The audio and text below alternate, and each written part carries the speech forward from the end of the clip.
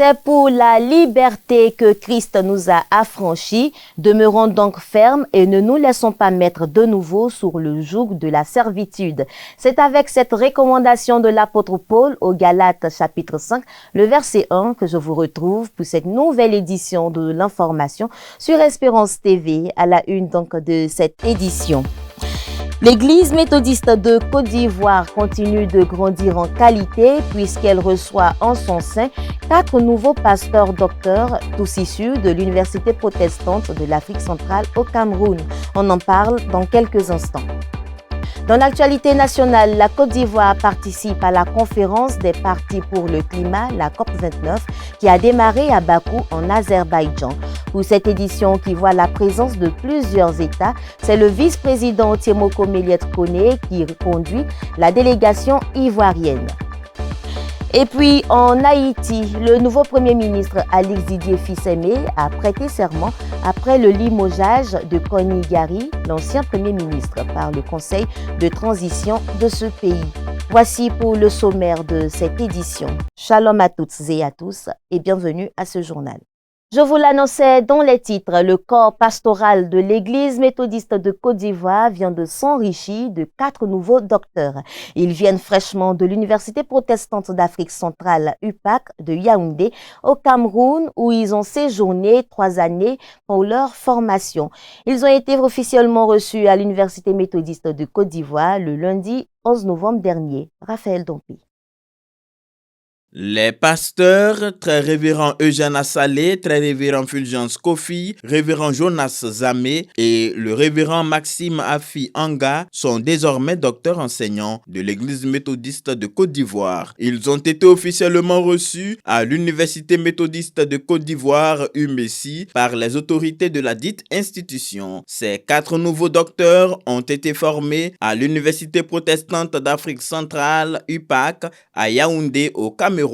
Université avec laquelle l'Université méthodiste de Côte d'Ivoire entretient un accord cadre de coopération. Après la première vague de docteurs présentés en 2023, cette deuxième promotion de pasteur-docteur a rendu grâce à Dieu pour avoir obtenu avec brio le doctorat dans différents domaines de la théologie avec la mention très honorable. Un honneur pour l'UMESI et l'Église méthodiste de Côte d'Ivoire. Le Seigneur a remporté la victoire en nous permettant de soutenir.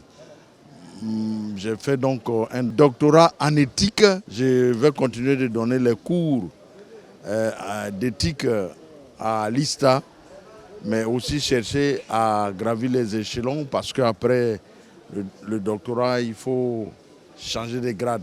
Nous avons soutenu sur les mouvements de réveil de l'Église méthodiste Côte d'Ivoire à l'épreuve de la théologie de la déviance, une étude critique par rapport à la théologie déviante et les déviances théologiques, les pratiques ecclésiologiques de notre temps pour en faire une orientation en vue de corriger tout ce que nous avons trouvé d'anormal.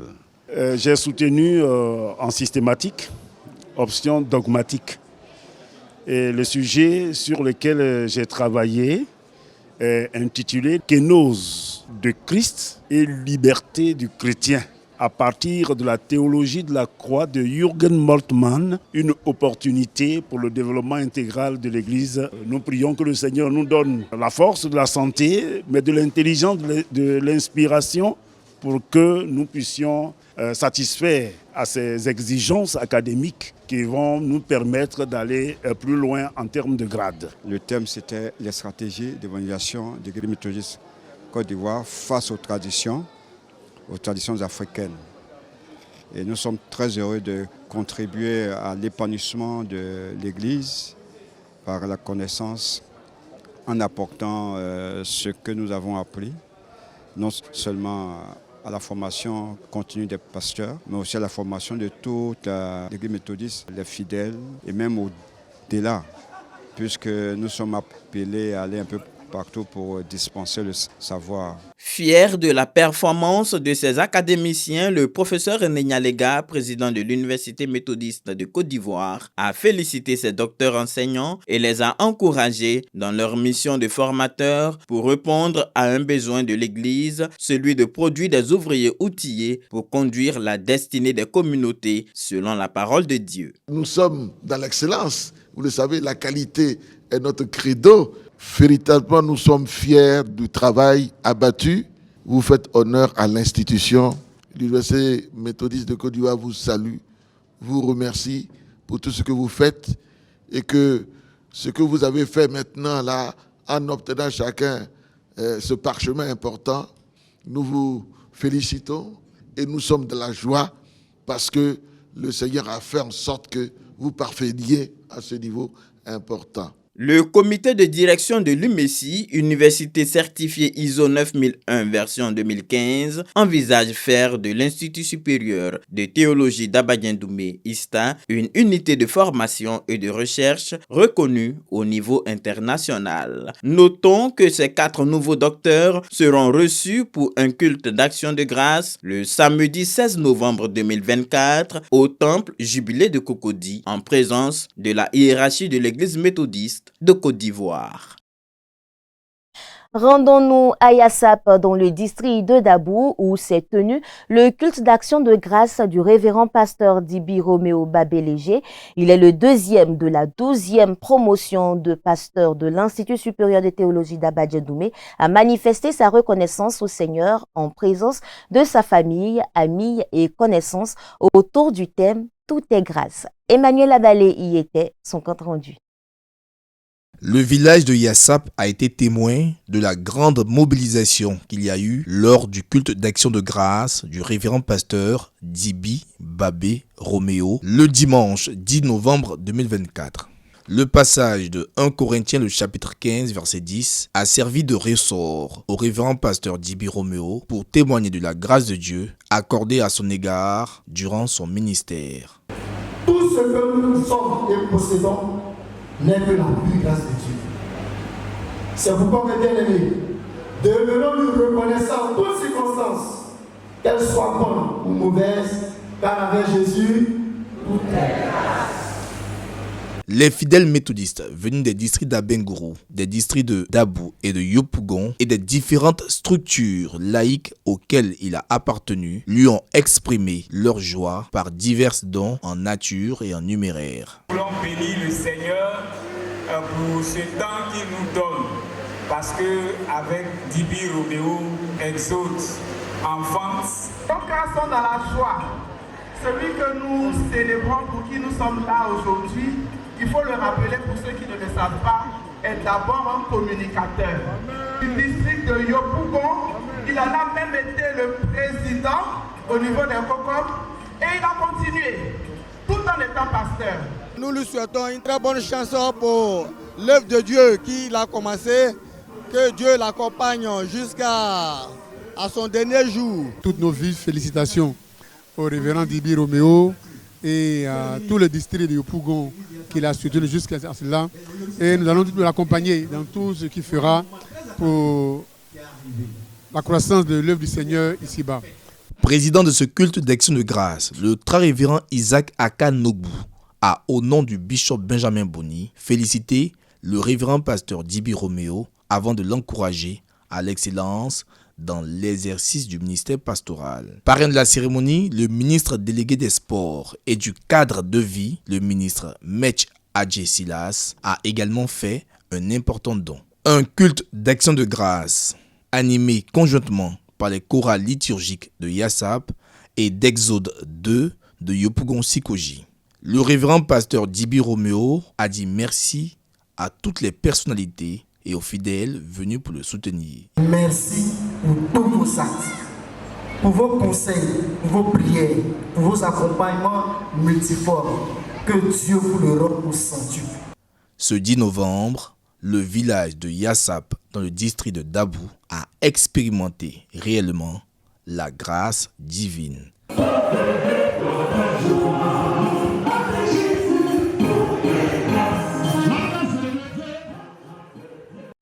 Du côté du district d'Alépé, l'appel à la réconciliation et à la réunification de l'Église lancé le 31 août 2024 par le bishop Benjamin Boni, président de l'Église méthodiste de Côte d'Ivoire, a été entendu et fort apprécié des fidèles.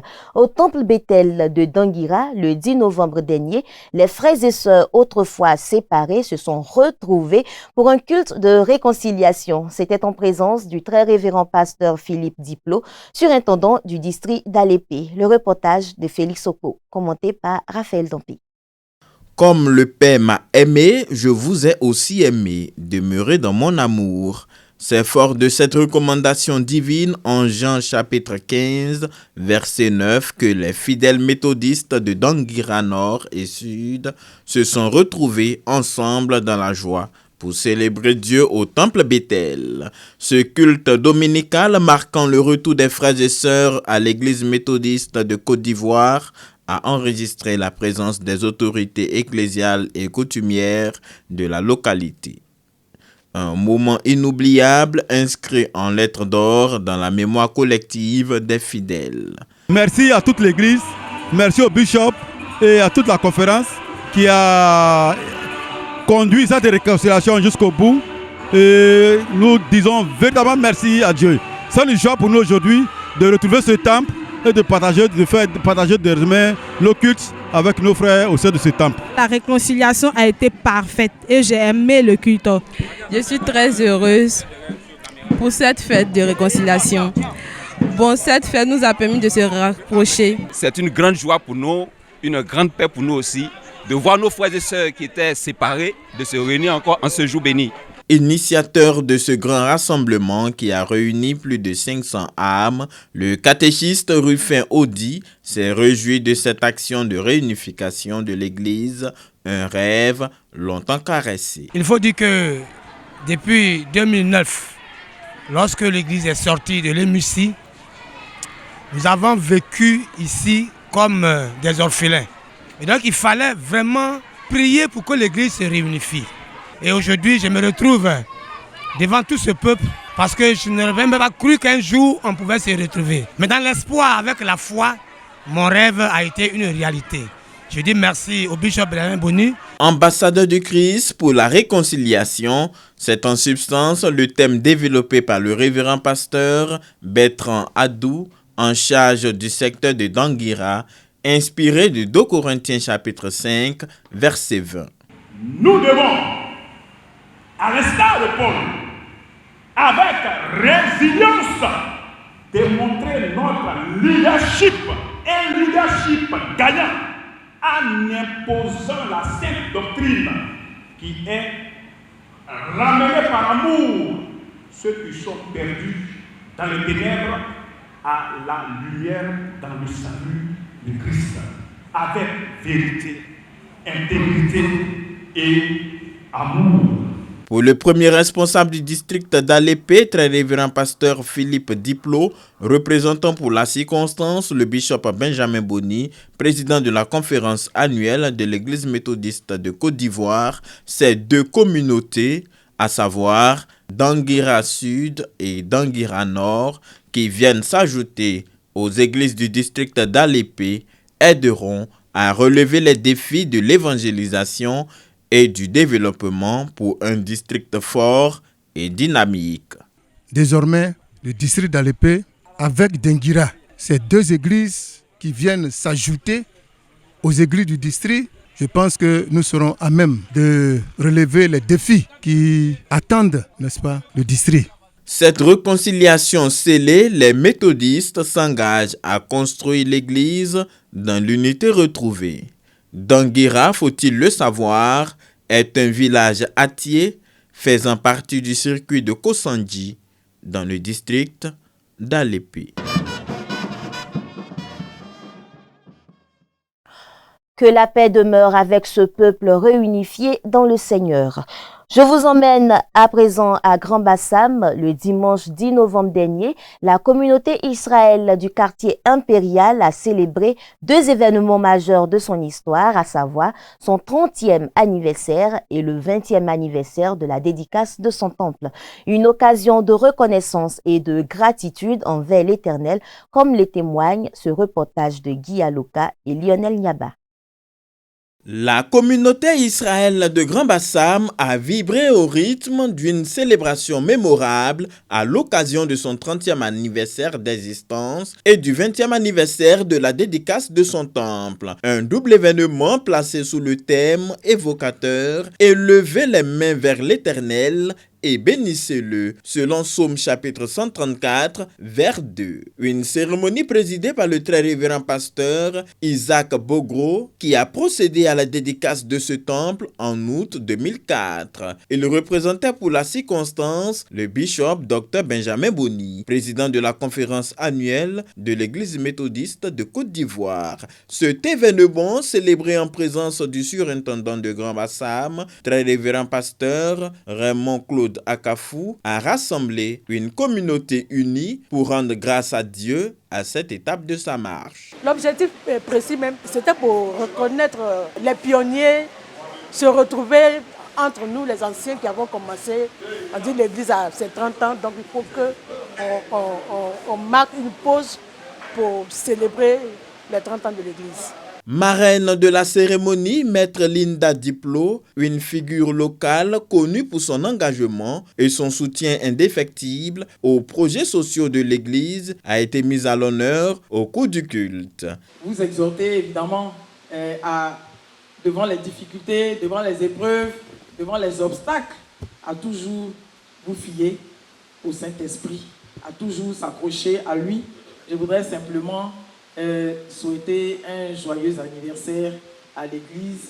À la faveur de la célébration de ce double événement, un hommage mérité a été rendu aux pionniers, figures emblématiques de la communauté. Des diplômes de reconnaissance leur ont été décernés. C'est une grande joie dans la mesure où j'ai trouvé des frères et des sœurs avec qui nous avons travaillé ensemble. Je suis arrivé ici de 1995 à 1996 et jusqu'à aujourd'hui.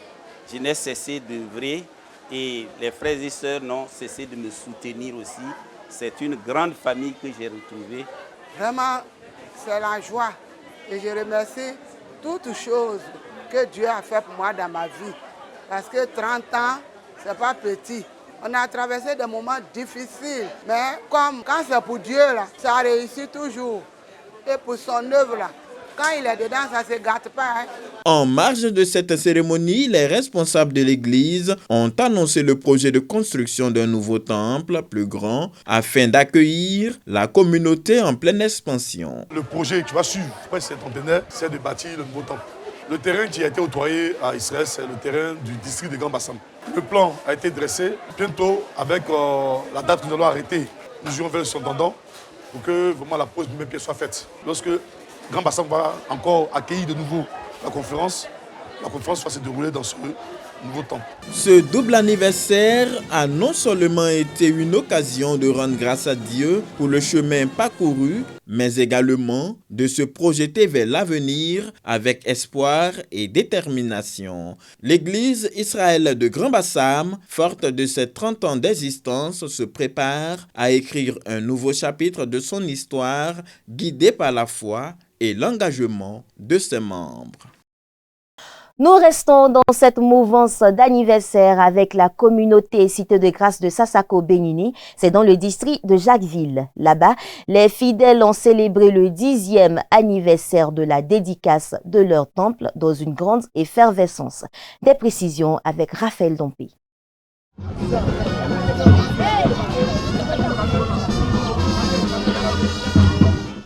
2014-2024, voilà 10 ans que le temple Cité de Grâce de Sassako Bénini, dans le district de Jacquesville, a été dédié à la gloire et à l'adoration du Dieu Tout-Puissant. Les fidèles de la communauté ont arboré leur plus belle tenue pour témoigner de la fidélité visible de Dieu envers le peuple aladien de Sassako Bignini le dimanche 10 novembre 2024. Tout le village est content et nous avons d'autres projets, l'amélioration et l'agrandissement de notre temple. Et je pense que Dieu, qui jusqu'ici nous a soutenus, nous accompagnera toujours. Nous avons pu appeler les fils et filles de Sassako Bignini qui sont venus, nombreux vous avez vu. Cette cérémonie, présidée par la très révérende pasteur Suzanne Aluko-Sedji, surintendante du district de Jacquesville, s'est déroulée en présence des autorités administratives, coutumières et religieuses de la région. Jusqu'ici, l'Éternel nous a secourus. 1 Samuel chapitre 7, verset 12b. C'est en substance le thème à travers lequel l'orateur a édifié l'assemblée. Pour lui, cette célébration est un renouvellement d'alliance avec le Seigneur. Souvenez-vous des bienfaits de Dieu. Renforcez votre foi. Et rappelez-vous des moments d'épreuve quand Dieu vous a secouru. Sachez qu'il sera toujours avec vous. À la faveur de cet anniversaire, les pionniers de l'église Cité de Grâce ont été honorés pour l'œuvre accomplie et pour la vie de la communauté. Le maire de la commune, originaire de ce village, a saisi l'occasion pour se réjouir de cette action de reconnaissance à Dieu, auteur de toute grâce. J'étais présent déjà à l'inauguration du temple des grâces de Sassako en 2014 et aujourd'hui, 10 années après, j'ai été invité pour la commémoration du 10e anniversaire. Donc je suis là au nom de tous les élus de Jacquesville pour rendre grâce à Dieu et féliciter les récipiendaires du jour et féliciter les premiers responsables. Au nom du bishop Dr Benjamin Boni, la très révérende pasteur Suzanne Sedji a engagé les fidèles de sa circonscription au travail et à l'évangélisation dans l'unité pour gagner des âmes à Christ. Nous sommes des pèlerins travaillant pour retourner à la maison paternelle. Vous devez vivre, vous affectionner aux choses d'en haut. Parce que c'est pour cela que nous sommes là. Les responsables de l'église Cité de Grâce de Sassako projettent d'agrandir leur temple afin de pouvoir contenir cette communauté en pleine expansion. Autre chose, Espérance TV, dans sa mission à elle assignée par l'Église méthodiste de Côte d'Ivoire, celle de faire de l'évangélisation pour le salut de l'humanité, se veut proche de ses téléspectateurs. Et cette fois, c'est le district missionnaire de Daloa qui a reçu l'équipe de production de cette chaîne. Les images. Dans sa volonté de se rapprocher des fidèles méthodistes, Espérance TV, la télévision méthodiste, entreprend des tournées dans les districts de l'Église méthodiste de Côte d'Ivoire. Ainsi, depuis le mercredi 6 novembre 2024, Espérance TV a ouvert ses studios au Temple Emmanuel dans le district missionnaire de Daloa pour des enregistrements. Cette initiative, qui vise à étoffer le contenu de ce média, s'est achevée par un culte le dimanche 10 novembre 2024. Culte présidé par le révérend pasteur Jonas Eunian, surintendant délégué du district missionnaire de Daloa. En prélude à la moisson de cette communauté le 17 novembre prochain, le révérend pasteur Roland Légué-Mobio a exhorté ses fidèles à faire des offrandes dignes du Seigneur. Notre première offrande doit être notre vie. En retour, il faille que nous puissions lui offrir cette vie. Le Seigneur veut voir notre intention, notre manière de lui donner. C'est ça le plus important. C'est ça le plus important. Parce qu'à lui appartient l'or et l'argent. Tout ce que nous avons appartient à Dieu. Il est important que nous venions dans la maison du Seigneur, consacrer nos biens à l'Éternel des armées, pour qu'en retour, il puisse bénir nos entreprises.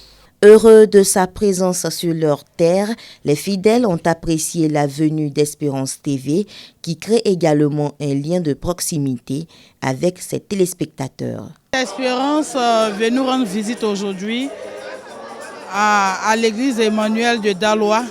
Vraiment, ça nous fait grand plaisir. Aujourd'hui, avec le culte de clôture de l'avenue de Espérance TV, nous voulons vraiment leur dire merci. Nous disons vraiment merci à Espérance TV pour cette visite. Que Dieu vous bénisse abondamment. Je suis contente que la télévision Espérance TV vienne à Daloa. Très heureux de la présence d'Espérance TV dans nos locaux. Nous avons passé ensemble une semaine formidable et nous profitons aussi pour inviter tout le peuple méthodiste à cette grande rencontre qui se tiendra le 23 novembre au jubilé de Cocody pour qu'ensemble nous puissions développer et faire avancer notre télé. Ça nous a vraiment édifié et vous me voir ça à tout moment pour que l'évangile soit partagé. Donc l'occasion est toute trouvée, toute favorable pour nous à Daloa de nous voir aussi sur le bouquet 200 de notre télévision méthodiste. Une occasion pour le premier responsable du district missionnaire de Daloa d'inviter le peuple de Dieu à suivre et accompagner Espérance TV dans sa marche. Nous avons tous voulu la télévision, nous l'avons attendue et gloire soit rendue à Dieu. Nous l'avons aujourd'hui. Et que le Seigneur bénisse Espérance TV pour toutes les actions qu'elle mène pour propager l'évangile de Jésus-Christ. Espérance TV, faut-il le savoir, émet depuis le 19 mars 2024 sur le numéro 200 du bouquet Canal+. Elle verra sa dédicace le samedi 23 novembre 2024 au cours de son culte d'action de grâce en présence des autorités de l'Église méthodiste de Côte d'Ivoire. Comme annoncé dans les titres, la conférence des partis pour les changements climatiques, la COP29, a ouvert ses portes à Bakou, en Azerbaïdjan. La délégation ivoirienne composée des acteurs de l'environnement est conduite par le vice-président Tiemoko Méliès Koné qui représente le chef de l'État. Et pour ces assises, les pays appellent à une aide financière sous forme de dons et non de prêts pour lutter contre les effets des changements climatiques. On regarde. Bakou, capitale de l'Azerbaïdjan, accueille les 197 pays signataires de la Convention cadre des Nations Unies sur la lutte contre les changements climatiques, dont la Côte d'Ivoire.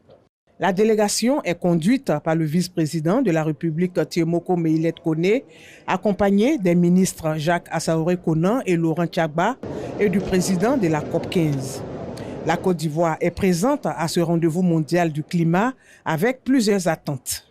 Alors, nos attentes ici, c'est d'abord une plus grande implication des parties, c'est-à-dire des pays qui sont donc à la Convention, une plus grande implication des politiques et aussi des résultats qui sont attendus. Alors, il ne suffit pas d'avoir que des mots, que des rencontres, mais il faut qu'il y ait des résultats concrets qui soient obtenus par nos pays et qu'il y ait une mobilisation non seulement des financements, mais aussi des communautés. Le ministère des Eaux et Forêts, qui participe à l'élaboration du plan et la stratégie qui caractérise la transition écologique, va pouvoir faire sa part qui permettra, n'est-ce pas, de produire le maximum de CDN, c'est-à-dire des contributions déterminées nationales, pour qu'on atteigne l'objectif de 1,5. Nous devons nous mettre ensemble pour décliner la stratégie et avoir les financements pour que véritablement on atteigne les 1,5. Selon le ministre de l'Environnement, du Développement durable et de la Transition écologique, les défis sont également nombreux pour la mise en œuvre des contributions déterminées au niveau national. Nous avons élaboré notre feuille de route climatique. Nous avons évalué ces CDN à 22 milliards de dollars. Aujourd'hui, nous sommes à la recherche de financement. Nous venons d'élaborer un portefeuille national de projets.